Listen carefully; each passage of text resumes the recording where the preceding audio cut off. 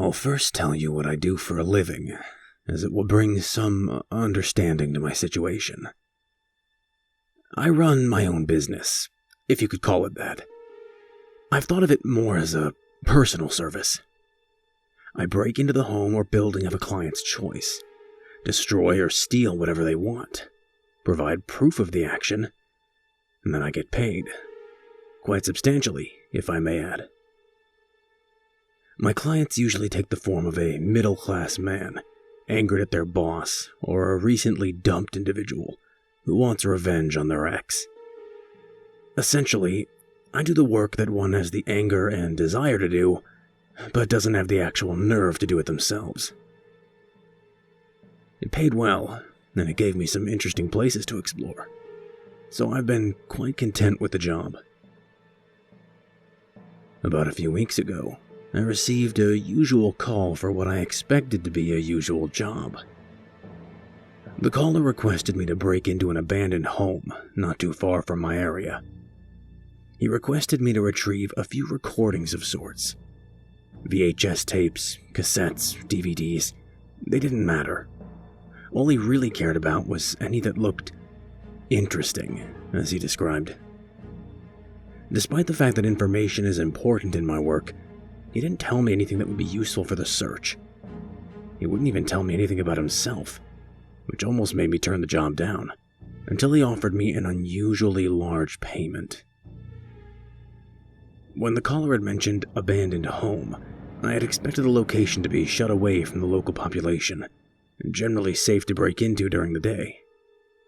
To my frustrated surprise, the place was in the middle of the damn street, right along a string of other apartments and surrounding buildings, most of which were populated. People on the sidewalk strolled past it, not acknowledging its derelict state, or sometimes being taken aback by its derelict state. I came back after dark, and it was just how I wanted it to be. No pedestrians anywhere, and there were no lights on in the surrounding structures. It appeared to be an easy target. The home stood 2 stories, with a small attic at the highest point. It didn't look like the most enjoyable place to live, even before it had aged. The best word I can think of to describe its living quality would probably be confined. It appeared to have only a single window, which was on the attic level. The front door, what I believed to be the only entrance, had an unnecessary amount of locks on it, all of which were now rusted away. It opened with a mere tap from my foot. I should probably state here that though I don't have nyctophobia or anything of the sort, I enjoy completely dark abandoned buildings as much as the next wandering man. But my first step into the house, I wanted the job done fast. What I'm saying is that I was not paying attention to specific details at the time, of both the home and what may have been in there. When I had turned on my flashlight, the first room appeared entirely vacant of anything, as if it had been completely cleared after the departure of its residents. This was both good and bad in my situation. This meant that the room was free of obstacles, but also meant that I would need to search more of the home, which I wasn't excited for.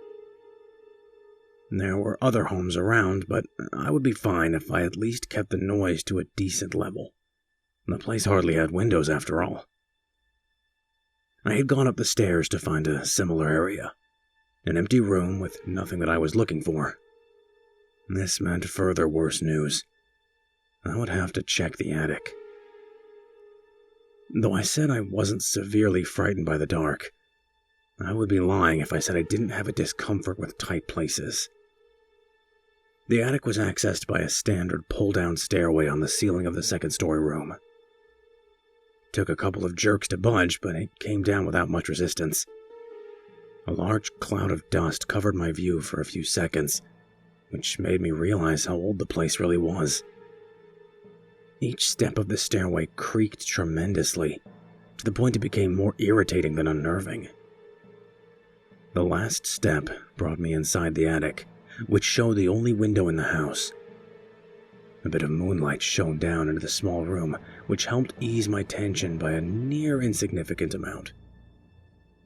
Scanning the room, I finally caught sight of a few boxes in the corner. 3 aged cardboard boxes, all packed with a number of old VHS tapes. No DVDs, though the place was so old that I didn't expect to find any. I was still in a rush to get out of there, so I didn't take much time looking through them. I didn't even pick out a few. I just grabbed the heaviest box and dragged it to the ladder. I didn't realize exactly how much was in the box until I had dropped it to the floor, which made a rather loud crash that seemed impossible for its size. Some of the tapes were probably broken in this process, but I didn't stop to check. I just wanted to be out of there. When I reached the bottom of the ladder, I didn't bother putting it back up. This was where I first saw something strange. When picking the box back up, I saw a small red light in the corner of the room, like a sort of dot. It wasn't moving, but I still stormed to the stairs. I grew paranoid, so I didn't care to investigate what it was. I arrived at the top of the stairs, and I observed something else. That the house had another level, which I assumed to be a basement. There was another stairway leading downwards that could only be seen if one was actually looking down the stairs at the second level. At the bottom of this stairway was another faint but noticeable red dot. I was carrying the heavy box of tapes, so I didn't have a hand to shine my flashlight on it, or on the previous one. Then, I tripped. There's no other way of saying it. I tripped and tumbled down the entire fucking stairway, all the way back down to the first floor.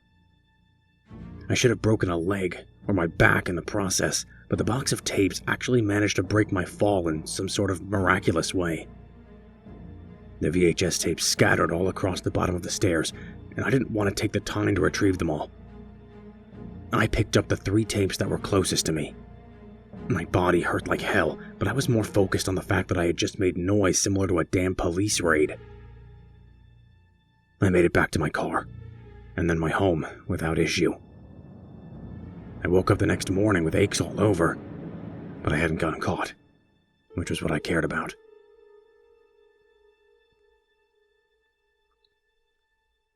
I called my client numerous times, and just as I had almost predicted, he never answered. The number he gave me didn't even have an answering machine, as if it had been disconnected. I was quite sure that this client was going to be a no-show, which made me grow quite frustrated. Most of the time, I'm able to steal other items during a raid, so a client not giving payment was never a typical issue. However, there was hardly anything to even look at, let alone steal in that abandoned home, so I was left empty-handed after all the frightful work I had gone through. All I was left with was the tapes, which I decided to look at, just in case the client actually called back, asking what I obtained. I was surprised to find that I even still had a VHS player in my closet. Because the tapes had no forms or labels on them, I just played the first one on the stack of the 3.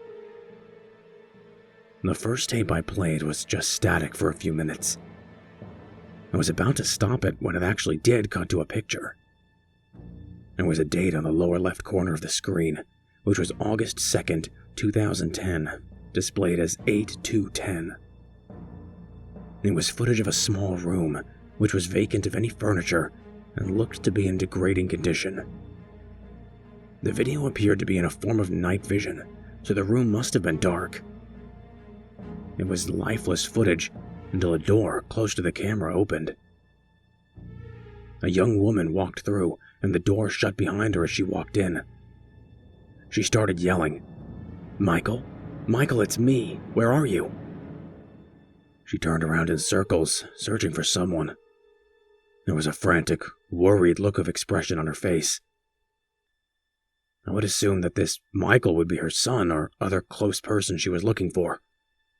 She waved her arms in the dark before taking her phone out as a source of light. She walked to the end of the room and took a left at what appeared to be a stairway. The footage went to static a few seconds later. Now, I had an idea of where this footage may have been taken, but I refused to believe it at the moment of watching the tape. I didn't want to watch another just for that reason. Though, for my own safety, I had to know if my paranoia was correct. The next tape started similarly to the last, static for a few minutes. Then it cut to the footage. It was footage of another empty room, which appeared to be in the same decaying state as the last. This footage also had a date and time, but it was March 14th, 2013. More than a year's difference. Someone came in from the small hallway leading into the room. This time, it was an older man. He actually had a flashlight this time and looked to the roof. He pulled down a staircase that led to an attic. This was where I flipped shit. Those red lights, those dots in the corners of the rooms, they were cameras, and they were rolling. The abandoned house was rigged with them, more than I probably even saw. At first, I believed it must have been some sort of police setup, in which I immediately checked all of my windows to see if my home was surrounded. I thankfully found nothing. I went back to the tape, and the recording showed the man climbing up the ladder into the attic. He too looked as if he was looking for something, or someone, but he never actually spoke. He also never shined his flashlight around the room, so I doubt he even noticed the camera. A few seconds after he was in the attic, the footage ended, but I did notice something. Just moments before the footage ended, the camera moved, as if it was picked up just at the last few seconds. I went immediately to the third and final tape, as I wanted to know what else might have been looking at me in that house. This tape was viewing the stairway. It appeared zoomed in, like it was down another level, but still focusing on the first to second floor. At the top of the stairs was the same man from the previous tape, with the same date of 3/14/13. Since I had dropped the tapes down the stairs when I collected them, I must have been lucky to grab 2 continuing tapes. The man in the footage appeared injured this time. He clutched his left arm, which was revealed to have blood running from it when I looked closely enough. He stumbled with each step as he progressed down to the first floor. When he was just about at the bottom step, he fell, probably out of exhaustion. At the top of the stairway stood something. It looked to be a person, about 6 feet tall, but I'm not going to make any assumptions that it was human. It walked down to the man, and then began to drag him by his uninjured arm. The man put up a little struggle, which led to him being kicked in the head by the being. It moved the man down the second staircase, the one I believed led to a form of basement. The figure was close enough to the camera to where I could see its face, or at least what was covering it. It wore a mask, which looked to be an aged rag, with holes cut for each eye and numerous tears everywhere else. The skin exposed by the tears was a dark, bloodied gray, which led to me being more content that its face was covered. The thing stared at the camera for a moment with blurred, yellow eyes that made me even more uncomfortable. It then picked up the camera and turned it around to reveal a door at the bottom of the staircase. The being picked the man up, opened the door, and kicked the man inside of another room, which appeared to be empty. The door was quickly shut once the man went in, and then the camera just viewed the door for the next few minutes. What was disturbing here, however, were the sounds. Behind the door, there were many rapid scratching noises, as if the walls were being scraped. The injured man inside the room began to scream, and so did other voices. The other screams sounded inhuman, more animal-like than the screams of a person. The injured man's screams were quickly cut off after what sounded like the ripping of flesh and the snapping of ligaments. I thought at first that the man had stopped screaming, but then I realized that all sound had then cut off from the footage. The door to the room then opened, and inside the room were other creatures. They almost appeared human, but appeared very frail and gray, with no hairs on their heads or anywhere on their body. Their spines were painfully visible and protruded from their bodies in an unnatural and excessive manner. The ones near the end of the room began to climb up the walls and onto the ceiling. One of them began to turn around, but the footage ended and cut to static before its face could be revealed. Naturally, I was terrified by this.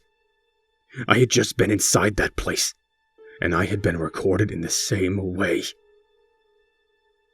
I checked all my windows again and locked them. I stayed indoors for a few days, keeping constant watch of if I was, being watched. I had burned the tapes, and when I was sure that I hadn't left any sort of trail from my visit to that house, I began to go out again. I occasionally took another job, but none that involved abandoned homes or structures. Not much more than 2 weeks ago, I had received a package on my front door.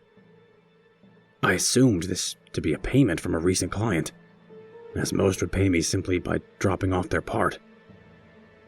I opened it to find 3 VHS tapes, which appeared to be in new condition. They were each marked with a number, going from 1 to 3. I played the tape marked with 1 first. It was footage of the same abandoned house as before, and it was the camera in the first empty room. A few minutes passed, and then somebody entered. It was a younger man who wore dark clothing, as if he wanted to keep hidden. It took only a second to realize that this man was me, and that the tapes were of when I entered the home. I went straight to tape number 2. The second tape was a recording of the staircase, with the camera planted near the door to the basement. It showed me stumbling out of the hallway to the stairs with a box of tapes in both hands. I took a few steps down, then I watched myself trip and fall. Except I didn't actually trip. I was pushed. A figure at the top of the stairs, wearing the same rag on its head as in the previous tapes, had lightly shoved me. It wasn't enough force to where I could have felt him behind me, but enough to where I had lost my balance with the box in my hands. The footage showed me jump back to my feet, with 3 tapes in hand, and running off screen, which is when I ran out of the house. The masked being only ran to the bottom of the staircase and watched me run. He then walked slowly down the second flight of stairs and looked into the camera for a few seconds. And then the footage ended. I was in more fear than when I had watched the previous tapes, and my paranoia of being followed became more severe. It took every fiber of courage in my body to keep watching, and I played the final 3rd tape. This tape wasn't from inside the abandoned house. It was being held by someone, and it was taken from outside at a different location. The camera holder walked on a road for a few minutes until focusing the camera on a single house. The house was my house, and whoever or whatever was filming let out a loud, sickening laugh. And the tape ended. I've grown paranoid, and with good reason. I'm not huddled in the center of a room all day, but I don't go out in public much anymore. Anytime I do, I feel like I see a masked figure out of the corner of my eye. Perhaps it's just a fabrication of my mind, but I even sense it right next to me in some places. There will be a few days where I hear a knock on my door, only to find a single tape on the doorstep. Each is very similar to the last. It's always footage of my own home, usually during the day, but other times at night. And with each tape, the camera is closer.